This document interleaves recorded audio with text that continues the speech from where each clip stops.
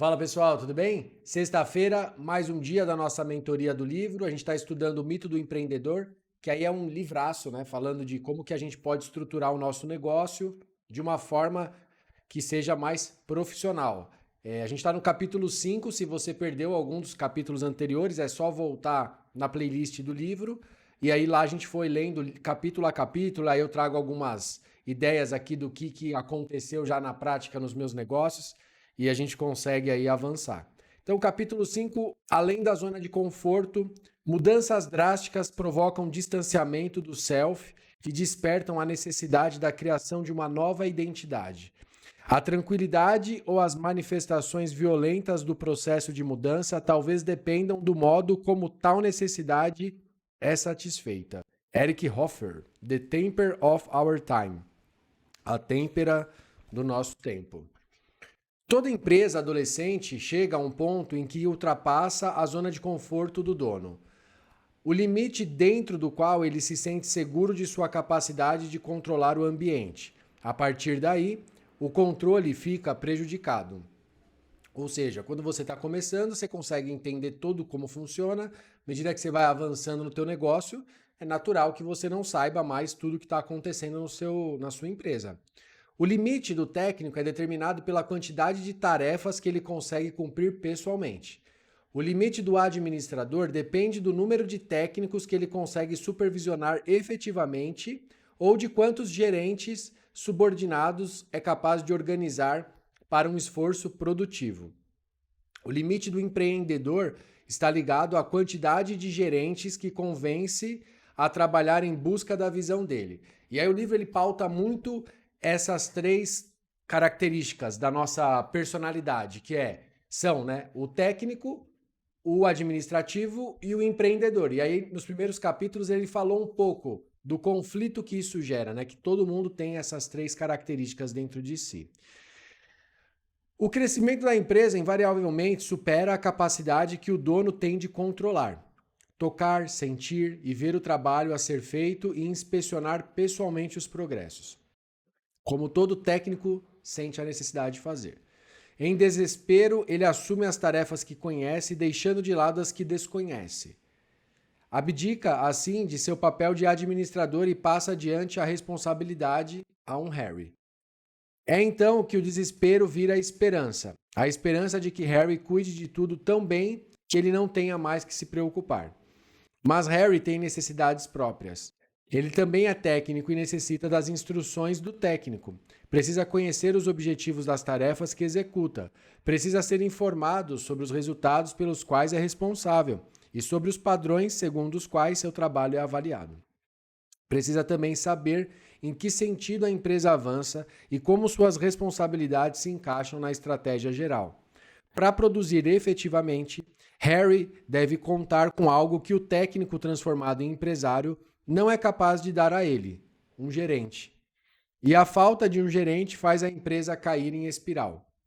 Assim, quando a empresa cresce e ultrapassa a zona de conforto do dono, acelerando a queda, só existem 3 cursos de ação a adotar: voltar à infância, ir para o tudo ou nada, ou agarrar-se desesperadamente à vida.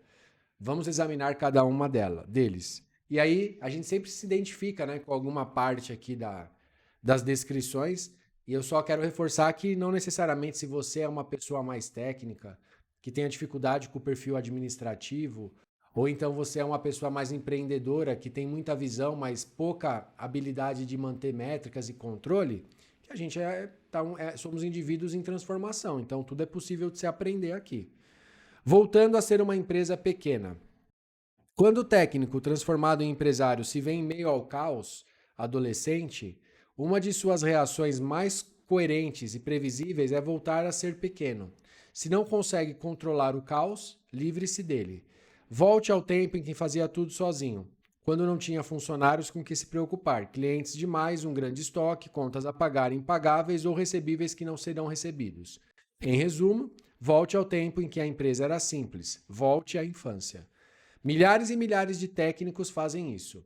livram-se dos funcionários, acabam com o estoque, guardam as contas a pagar em um saco bem grande, alugam instalações menores, colocam a máquina no meio da sala e o telefone ao lado e retornam à época em que faziam tudo pessoalmente.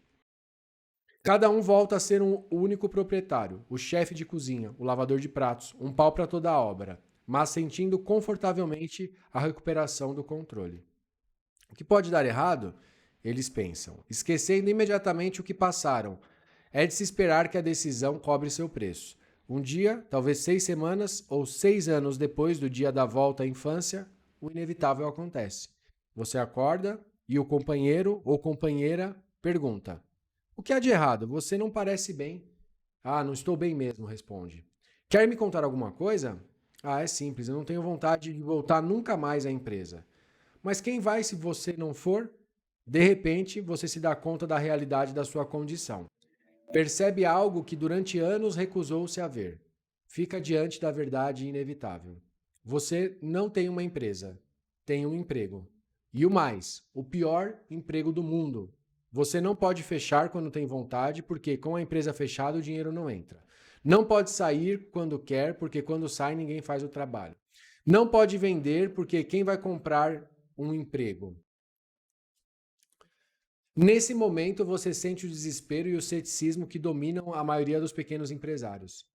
Se houve um sonho, ainda que modesto, acabou, levando com ele o desejo de se manter em constante atividade. Você não lava mais as janelas, não varre o chão, os clientes deixam de ser oportunidades para se transformarem em problemas, porque se alguém comprar alguma coisa, você vai ter que trabalhar. Você já não se veste tão bem, o letreiro na porta da frente desbota e descasca aos poucos, e você nem liga. Porque quando o sonho se vai, fica o trabalho, a tirania da rotina, o fardo diário da atividade inútil. Por fim, você desiste. Nada mais prende você à empresa. De acordo com as estatísticas, mais de 400 mil empresas fecham as portas nos Estados Unidos todos os anos. É compreensível. A sua empresa, antes uma promessa luminosa, nem promessa é mais. Tornou-se aos poucos um cemitério de sonhos. Complicado, né? E é o que eu falei ali no começo do vídeo. Se você estiver passando por essa situação, não é motivo de desespero, né? A ideia dos nossos vídeos aqui de sexta é justamente conversar e encontrar caminhos. Mesmo que os caminhos não estejam claros, conforme a gente vai lendo e vai conversando, e vocês vão participando nos comentários, fazendo a inscrição para ver todos os vídeos, talvez as coisas comecem a tomar um rumo diferente. Vamos ver então. Aqui a gente falou da parte do voltando a ser uma empresa pequena, que é esse impulso natural, e agora tudo ou nada. A empresa adolescente tem outra opção, certamente menos dolorosa e decididamente mais dramática do que voltar a ser pequena. Ela pode continuar a crescer cada vez mais depressa até chegar à autodestruição. A lista é enorme. Intel, Osborne, Computer, Coleco e inúmeras outras. Todas as empresas que, como essas, partiram para o tudo ou nada, nasceram do sonho de um técnico atacado pela doença do empreendedorismo, que focou a ponta errada dos negócios, o produto, e não a empresa. Empresas que partem para o tudo ou nada são um sinal do nosso tempo. São um fenômeno high-tech. Com a explosão tecnológica e a grande quantidade de criadores de novas tecnologias, uma leva de técnicos acorreu ao mundo dos negócios. Acompanhando esses mágicos e sua aparentemente ilimitada virtuosidade técnica, uma avalanche de novos produtos encontrou as portas abertas e invadiu um mercado atraente e receptivo. Infelizmente, pouco depois da entrada dessas empresas no mercado, a mesma força que as empurrou fez com que tropeçassem e caíssem. Todos os excessos da adolescência, possivelmente frustrantes e perturbadores em uma empresa que vive em uma expansão normal, são desastrosos quando se trata de uma empresa que partiu para o tudo ou nada. Quando ela cresce rapidamente, o caos cresce ainda mais depressa. Por estarem presos à cauda de uma invenção tecnológica, o técnico e seu pessoal raramente conseguem distanciamento para ver sua condição em perspectiva. A demanda pela mercadoria de que tanto se orgulham logo ultrapassa sua capacidade cronicamente adolescente de produzi-la. O resultado é quase sempre catastrófico. A empresa explode, deixando um rastro de pessoas que, na maior parte das vezes, justificam a explosão como uma consequência inevitável de terem tomado a pista de alta velocidade, onde sorte, rapidez e um toque brilhante de ousadia tecnológica são os componentes necessários ao crescimento. A realidade é muito diferente. Sorte, rapidez e brilhantismo tecnológico nunca foram suficientes, porque sempre que existe alguém com mais sorte, mais rapidez e mais talento em termos de tecnologia. Infelizmente, a corrida da pista de alta velocidade reduz o precioso tempo a ser usado para ouvir. Para vencer a corrida, é preciso reflexo, um toque de gênio ou um toque de sorte. A corrida de alta velocidade é o equivalente high-tech da roleta russa, frequentemente praticada por gente que nem sabe que a arma está carregada. Caramba, né? Como que a gente não se identifica com tudo isso? Vamos lá. O prolongamento da adolescência. Na verdade, a possibilidade mais trágica para uma empresa adolescente, e se você não está entendendo essa coisa da empresa na infância, a empresa na adolescência, a empresa na fase adulta, volta nos outros vídeos que a gente falou o que significa cada uma dessas etapas. Então, na verdade, a possibilidade mais trágica para uma empresa adolescente é a de permanecer na adolescência. Digamos que você, uma pessoa incrivelmente determinada, resoluta, decidida, obstinada, que não admite a derrota. Você chega à empresa todas as manhãs com a disposição e absoluta certeza de que o mercado é uma selva. Você vai fazer o que for preciso para sobreviver. E sobrevive. As duras penas pressionando funcionários e clientes, mas garantindo à família e os amigos que vai tudo bem, porque afinal os negócios têm de continuar. E você sabe que só existe um meio para isso, estar lá o tempo todo. Você se deixa consumir pela empresa e pela possibilidade de perdê-la. Então deposita nela tudo o que possui. E por alguma razão vai levando. Dia após dia, lutando as mesmas batalhas. Sem mudanças. Noite após noite. Chega em casa e tenta relaxar, mas estressa-se ainda mais pensando no dia seguinte. A empresa se mantém, mais um dia você explode. Você parece um motor de 12 cilindros funcionando com um só, mas esgotando-se para produzir resultados equivalentes aos 12. Por fim, e de forma inevitável, o motor para. Não há o que fazer, exceto encarar o fato de que um cilindro não pode alcançar os resultados de 12, por mais intenso que seja o esforço. Alguma coisa tem que mudar e essa alguma coisa é você. A situação lhe parece familiar? Se você está há algum tempo no mercado, deve ser. E se entrou no mercado recentemente, um dia vai se deparar com ela. Porque a tragédia está no fato de as condições da infância e da adolescência dominarem as pequenas empresas. Na maior parte das empresas visitadas por nós, da E-Myth Worldwide, nos 24 anos anteriores, reinavam a confusão e o desânimo. Isso não precisa acontecer. Existe uma solução melhor. Depois do impacto inicial, Sarah organizou as ideias. E aí também, se você não está entendendo esse caso de uso, né, da Sarah, tem que acompanhar os outros vídeos. Como você soube? Ela perguntou tranquilamente. Andou conversando com alguém a meu respeito? Se por um lado ela queria acreditar que eu conhecia a sua história melhor do que dizia, por outro sabia que não era a única com aqueles problemas. Ela já tinha a resposta e não esperou pela minha. Voltei a ser pequena e ainda não entendo o que aconteceu. Sarah olhou em volta como se visse alguém ou alguma coisa que não via. Meu Harry era Elizabeth, ela suspirou. Eu a contratei 6 meses depois de abrir a empresa. Elizabeth fazia tudo para mim, ela era absolutamente incrível. Se não fosse ela, não sei bem como me arranjaria. Ela cuidava da contabilidade, ajudava-me com as tortas, limpava tudo antes de abrir e depois de fechar. Contratou meus 3 primeiros empregados e ensinou tudo a eles. Sempre estava por perto quando eu precisava. Nos 2 anos seguintes, com o crescimento da empresa, assumiu cada vez mais responsabilidade. Trabalhava tanto quanto eu e parecia adorar. Demonstrava gostar muito de mim. E Deus sabe que eu gostava dela. Até que um dia, quinta-feira, 10 de junho, se não me engano às 7 horas, ela me telefonou e disse que não viria mais, que tinha arranjado outro emprego, que eu pagava pouco, simples assim. Eu custei acreditar no que eu ouvi. Pensei que fosse brincadeira. Eu ri. Ah, o que é isso, Elizabeth? Ela pediu desculpas e desligou. Desligou. Só. Sarah continuou o relato. Fiquei parada e chorei. Então, senti medo como nunca havia sentido. Fiquei fria por dentro. O que é isso? Pensei. Como alguém que eu acreditava conhecer bem, alguém com quem eu confiava, podia tornar-se de repente uma estranha? O que aquilo queria dizer sobre mim, sobre o meu bom senso? Sobre a conversa que eu deveria ter tido com Elizabeth? Mas as tortas precisavam ser retiradas do forno, o chão precisava ser limpo e a loja precisava ser preparada para receber os clientes. Assim, apesar do sofrimento e da sensação de enjoo, fui trabalhar. E não parei desde então. Os funcionários contratados por ela logo se demitiram. Para ser honesta, nunca tive muita ligação com eles. Eram o pessoal da Elizabeth. Hoje, quando penso no assunto, vejo como, para mim, foi fácil agir daquele modo, deixar-me absorver pelo trabalho e não pelas pessoas. E acho que sabiam disso. Porque com a saída da Elizabeth, parecia me olhar com suspeita, como se eu não tivesse comunicado a demissão dela ou algo assim. Se uma mulher como a Elizabeth podia ir embora, que dizer dos outros funcionários? Pelo menos era o que eu imaginava que eles pensavam. Quem sabe, estava perdida demais para perguntar. Só não tive coragem de contratar alguém para substituir a Elizabeth. Fiquei apavorada só de pensar. A ideia de trazer novamente um estranho para minha vida parecia um risco que eu não quero correr. Por isso faço tudo sozinha. Mas sei que não vou aguentar por muito tempo.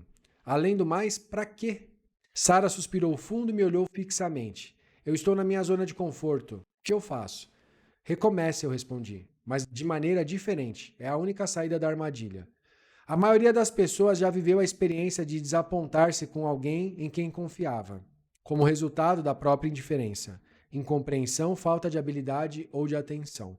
E a maior parte delas acaba aprendendo a confiar novamente, se não por outra razão, por se convencerem de que é impossível estar em todos os lugares ao mesmo tempo. Mas a confiança nos leva ao mesmo lugar. A confiança, sozinha, pode nos fazer repetir as mesmas experiências decepcionantes. Porque a verdadeira confiança vem do conhecimento e não da fé cega. E para conhecer, é preciso entender. E para entender, é preciso tomar consciência das condições existentes. Descobrir o que as pessoas sabem ou não, o que fazem ou não, o que querem ou não, como agem ou não, o que são ou não. Em resumo, Sara confiou cegamente em Elizabeth. Simplesmente quis acreditar. Era mais fácil. Porque se confiasse cegamente, deixando tudo ao acaso, não seria forçada a fazer o trabalho que evitava. O trabalho de esclarecer seu relacionamento com Elizabeth. O papel de cada uma. O que significa o fato de Sara ser a proprietária e Elizabeth a empregada. O que significava para Sara estabelecer as regras do jogo que esperava ver Elizabeth jogar. Como Sara não se sentia confortável em seu novo papel de proprietária, empreendedora, mulher de negócios, deixou tudo ao acaso. Abdicou da responsabilidade de proprietária e passou a agir como empregada. Evitou uma participação efetiva no relacionamento com Elizabeth e, no processo, criou, entre ela e a funcionária, uma dinâmica baseada em uma estrutura fraca. Tal omissão levou inevitavelmente à partida da Elizabeth e ao sofrimento da Sara. Eu nem precisava dizer a Sara que a única responsável pelos acontecimentos ela era a mesma. Tinha apenas de encontrar a maneira certa de mostrar-lhe como fazer diferente na próxima vez. Na próxima vez, eu disse, você vai saber que a sua empresa está destinada a crescer e quando isso acontecer, a sua tarefa será muito diferente. Continuei a explicação. Pequena, menor a menor. O que é pequena, uma pessoa? 10 pessoas ou 60 ou 150? Depende do referencial. Para uma empresa de 10 funcionárias, uma de 2 é pequena. A verdadeira questão não é o tamanho de uma empresa pequena, mas quanto ela deve crescer. A que tamanho a sua empresa pode chegar naturalmente, destacando-se aí o termo naturalmente. Porque seja qual for o tamanho da empresa, qualquer limitação a seu crescimento, não pelo mercado ou por falta de capital, embora tais fatores tenham alguma influência, mas por limitações pessoais do empresário, seria antinatural. Aí se incluem a falta de capacidade, de conhecimento e experiência e, sobretudo, a falta de paixão pelo desenvolvimento de uma empresa extraordinariamente saudável e funcionalmente dinâmica. Assim, manter a empresa pequena deixa de ser um ato intencional para tornar uma reação ao sofrimento e ao medo provocados pelo crescimento não controlado e incontrolável, o que poderia ser previsto se o empresário estivesse preparado para facilitar o crescimento de maneira equilibrada, saudável e proativa. No entanto, é preciso, desde a abertura da empresa, espírito empreendedor e determinação. Ou melhor dizendo, paixão pela transformação pessoal que o progresso exige. Novas habilidades, nova compreensão, novo conhecimento, nova profundidade emocional, novo saber. O pequeno empresário que, de repente, se vê em meio ao caos de toda empresa adolescente pode provocar dois resultados diferentes. O verdadeiro apaixonado, o guerreiro descrito pelo brujo Dom Juan Matos, enxerga uma oportunidade de transformar seu chumbo pessoal em ouro. Ou a confusão pode ser tão assustadora que ele se recolhe à segurança da menor dimensão onde estava pouco tempo antes. Para esse último, é melhor o chumbo na mão do que ouro voando. Melhor seguro do que arrependido. Assim, no contexto, a empresa volta a ser pequena, reduz ao nível de resistência do dono à mudança, a zona de conforto, onde o dono espera e trabalha e espera, sonhando com o dia em que algo positivo acontecerá. E essa é uma posição muito ruim de estar, gente, porque se isso é a sua realidade hoje, é horrível, sabe? Você trabalhar, não vê o resultado e aí não vê opções, é bem desafiador. Essa condição me lembra um trecho de Esperando Godot, de Samuel Beckett, quando Estragon, tendo esperado por dias a chegada do mítico Godot para livrá-lo dos seus sofrimentos, diz ao companheiro Vladimir: "Não posso continuar assim." Ao que Vladimir responde: "É o que você pensa." Então, se a disposição natural de toda empresa é crescer ou encolher, não há como negar, voltar a ser pequena é a inclinação natural do técnico transformado em empresário. Fugir do desconhecido, fugir da empresa criada por ele, evitar que os negócios lancem sobre ele exigências às quais se sente incapaz de responder adequadamente. Isso pode acontecer num nível inconsciente. Em resumo, empresas que voltam a ser pequenas morrem, implodem. Isso não acontece necessariamente de imediato, mas com o passar do tempo, elas morrem. Atrofiam e morrem. Não há como ser de outra forma. O resultado é um enorme desapontamento, vidas destroçadas, investimento perdido. Não apenas o empresário sofre com isso, mas também os empregados e suas famílias, clientes, fornecedores, financiadores e todos aqueles cujas vidas, de alguma forma, se ligam à vida ou à morte da empresa, da pequena empresa. O problema é que toda essa situação poderia ser evitada se o início fosse diferente. Se o técnico atacado pela doença do empreendedorismo tratasse os negócios de modo mais amplo e empreendedor. Claro que você não poderia prever tudo o que lhe aconteceu, eu disse a Sara, mas poderia ter previsto uma boa parte. Continuei. Poderia ter previsto o que aconteceu com Elizabeth e com o pessoal que ela contratou. Poderia ter previsto que os fregueses iriam adorar as suas tortas e que a empresa teria de crescer.